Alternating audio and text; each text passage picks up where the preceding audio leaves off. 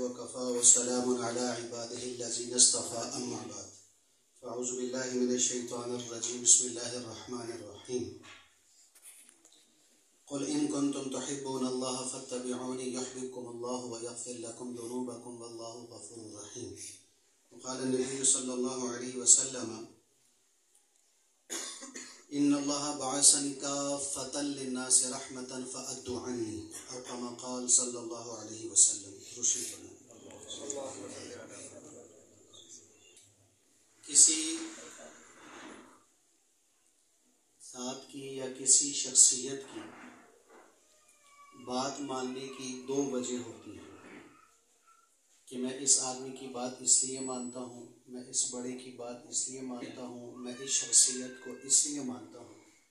اس کی بنیادی طور پر دو وجہ ہوتی ہیں. نمبر ایک، یا تو اس کا ڈر ہوتا ہے یا تو اس کا خوف ہوتا ہے، اس وجہ سے ہم اس کی بات تسلیم کرتے ہیں، اس کا حکم مانتے ہیں، اس کی بات پر عمل کرتے ہیں.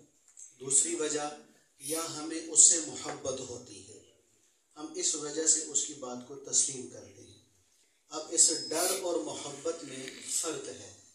فرق کیا ہے کہ جس ذات کا آپ کو ڈر ہے وہ آپ کے سامنے ہوگی تو آپ اس کی بات مانیں گے، یا اس کا کوئی نائب اس کا آپ کے سامنے ہوگا تو آپ اس کی بات مانیں گے، یا اس کے طرف سے کوئی ایسا آدمی مقرر ہوگا کہ اگر آپ نے بات نہ مانی تو پھر آپ کی خیر نہیں، تو پھر بات مانی جائے گی. اگر وہ آدمی نہیں بات نہیں مانیں گے، یا اس کا نائب نہیں بات نہیں مانیں گے، یا وہ آدمی ہی مر گیا دنیا سے چلا گیا پھر بھی اس کی بات نہیں مانیں گے، کیونکہ آدمی نہیں ڈر بھی نہیں، نائب نہیں ڈر بھی نہیں، زندہ نہیں تو ڈر بھی نہیں. تو جب ڈر نہیں تو حکم پر عمل نہیں ہوگا. محبت میں کیا ہے؟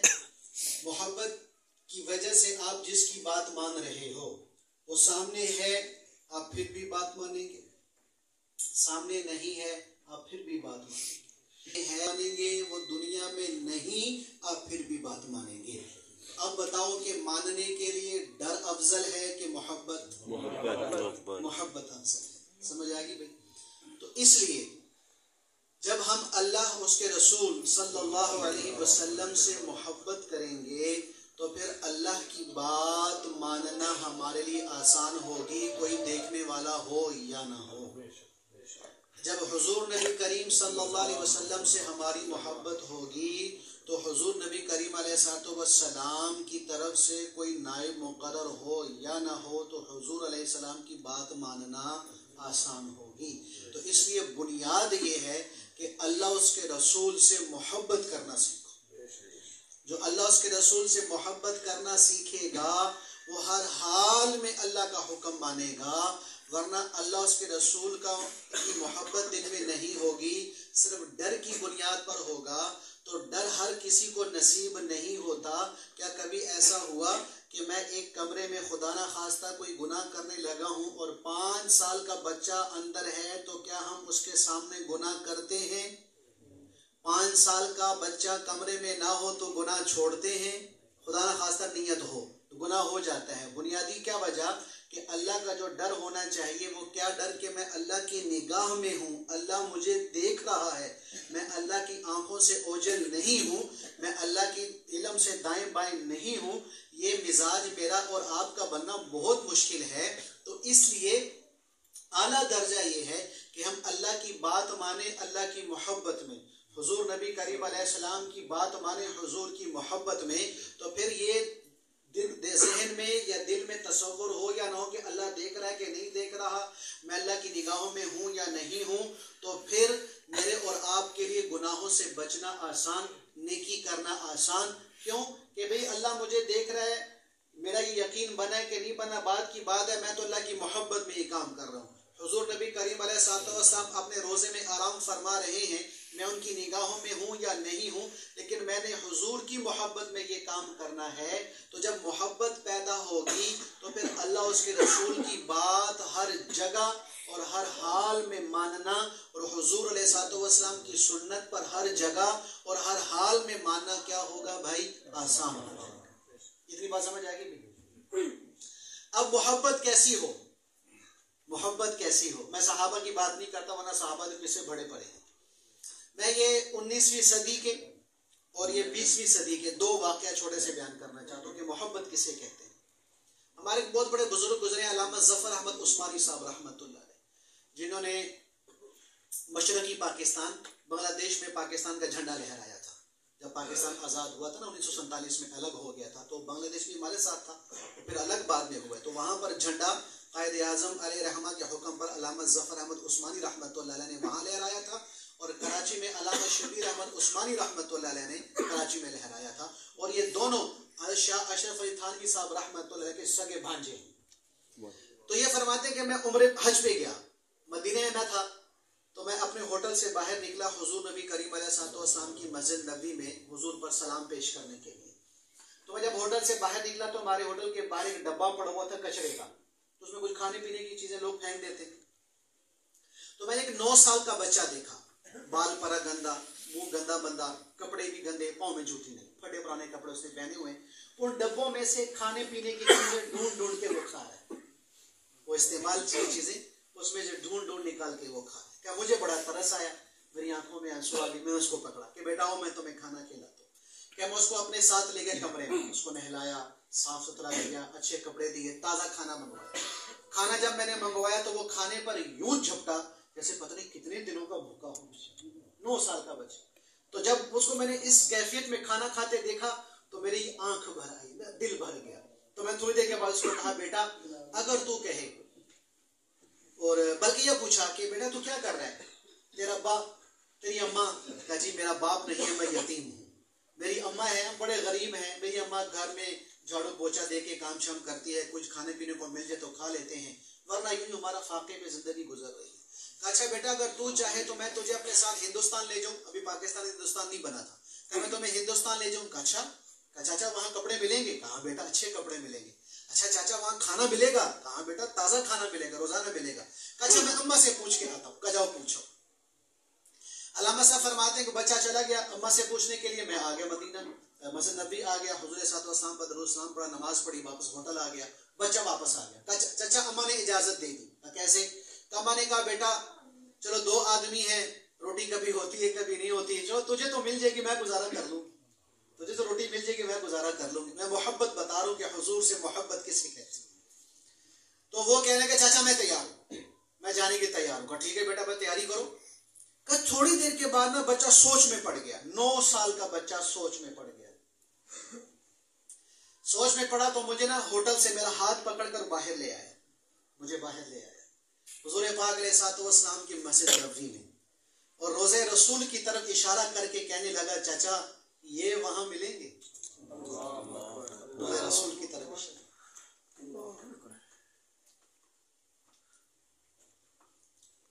مدینے والے وہاں ملیں گے.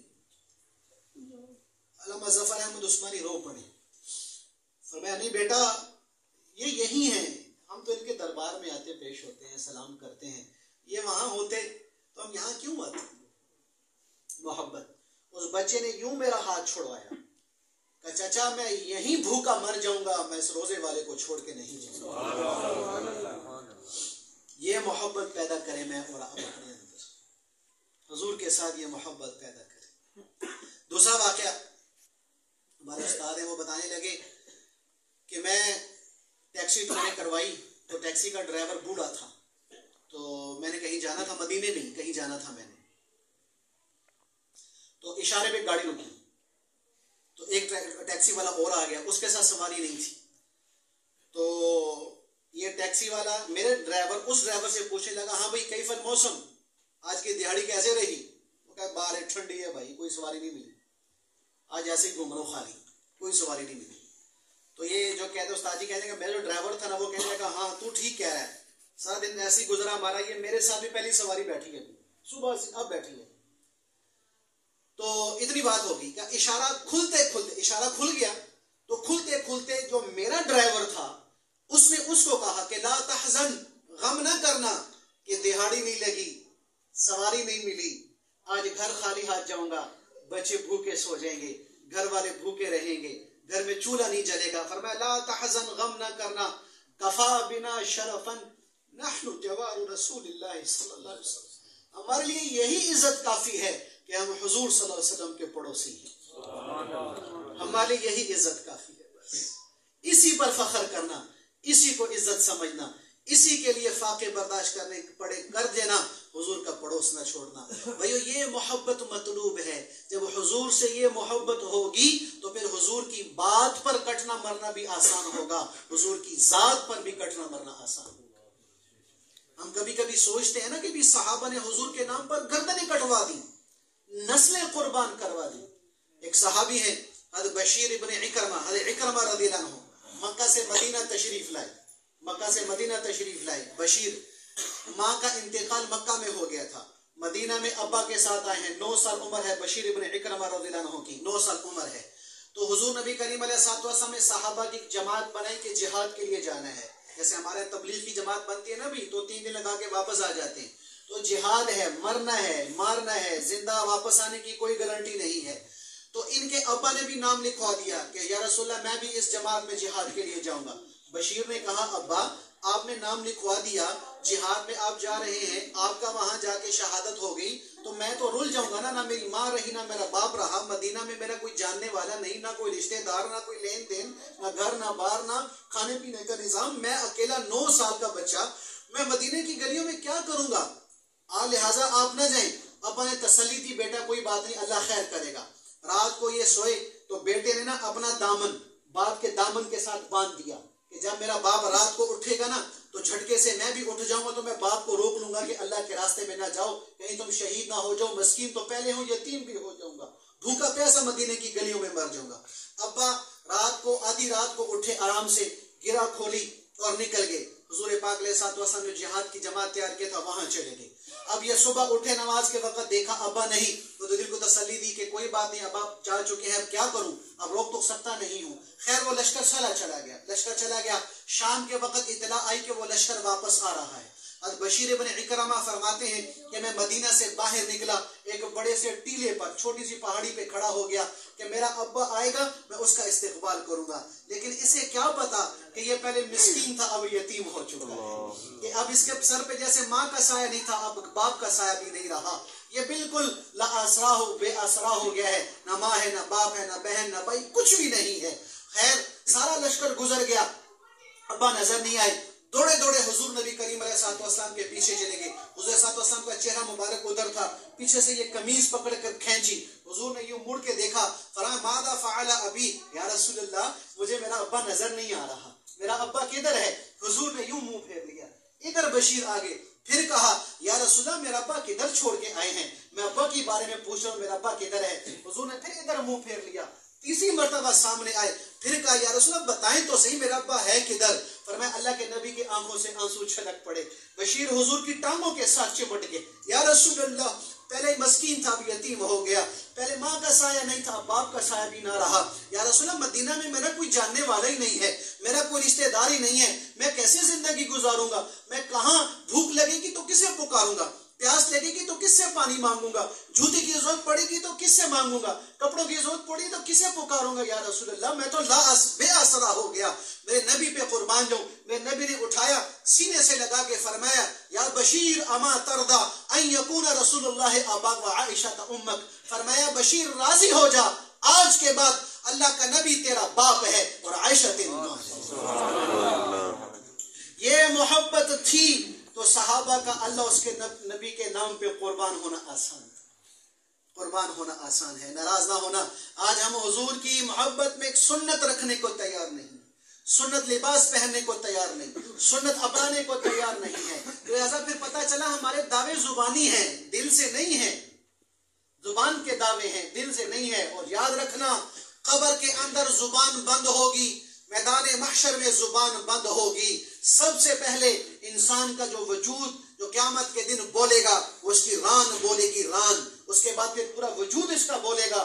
پھر یہ زبان پورے وجود سے کہے گی او بدبختو کم بختو، تم میرے ہی خلاف بول رہے ہو، میرے ہی خلاف تم اللہ کی بارگاہ میں گواہیاں دے رہے ہو. تو یہ سارے وجود کہے گا کہ ہم اپنے ارادے سے نہیں، یہ اللہ کے حکم سے ہم بول رہے ہیں. اور قبر کے اندر زبان ہی چیک ہوگی، دل چیرا جائے گا، دل چیر کر دیکھا جائے گا کہ اندر کیا ہے، کہ دل سے یہ عاشق رسول تھا یا نہیں تھا؟ یہ دل سے رسول سے محبت کرتا تھا کہ نہیں کرتا تھا؟ یہ دل سے حضور پر مرتا تھا کہ نہیں مرتا تھا؟ وہاں دو نمبری نہیں چلنی، پاکستان میں دے کے کچھ معاملہ حل کروا لو، 2 نمبر کروا لو. وہ اللہ کا نظام ہے، وہ اللہ کی گورنمنٹ ہے، وہ اللہ کا حکم چلتا ہے، وہ اللہ کی فوج ہے قبر کے اندر جو دیکھے گی، اندر جھانک کر دیکھے گی کہ دل سے محبت کرنے والا ہے کہ نہیں، دل سے حضور سے عشق کرنے والا ہے کہ نہیں. اگر دل سے عشق رسول کرنے والا ہوگا، جنت کی کھڑکی کھلے گی، جنت کی ہوائیں آئیں گی، جنت کی خوشبوئیں آئیں گی، جنت کا بستر بچھے گا،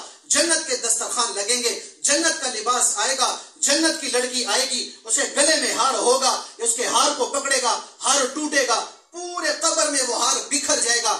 یہ اور وہ جنت کی لڑکی اٹھیں گے، اس ہار کو دھاگے میں پرونا شروع کر دیں گے، آخری دانہ ہار میں پروئیں گے، اللہ قیامت قائم فرما دے گا. اور خدا نہ خواستہ دل میں عشق رسول نہ ہوا، جہنم کی کھڑکی ہے، جہنم کی آگ کی تپش ہے، آگ کی لو ہے، کانٹے دار کھانے ہیں، جھلستی ہوئی آگ ہے، جھلسا دینے والی ہوا ہے، اور آگ کا بستر ہے، اور وہاں کے عذاب خانے ہوں گے اگر عشق مصطفیٰ یہاں سے لے کر نہیں گے. اس لیے بھائیو، حضور سے محبت کرنا سیکھو، حضور سے محبت. اللہ کی قسم اگر حضور سے محبت ہوتی، میں بات عموماً یہ کہتا ہوں، آپ کو نہیں کہہ رہا، میں آپ سے مخاطب ہو کے پوری دنیا کو یہ پیغام دینا چاہتا ہوں کہ حضور سے اگر ہمیں محبت ہوتی، بتاؤ بھئی کیا مسلمان کو ختم نبوت سمجھانی پڑتی؟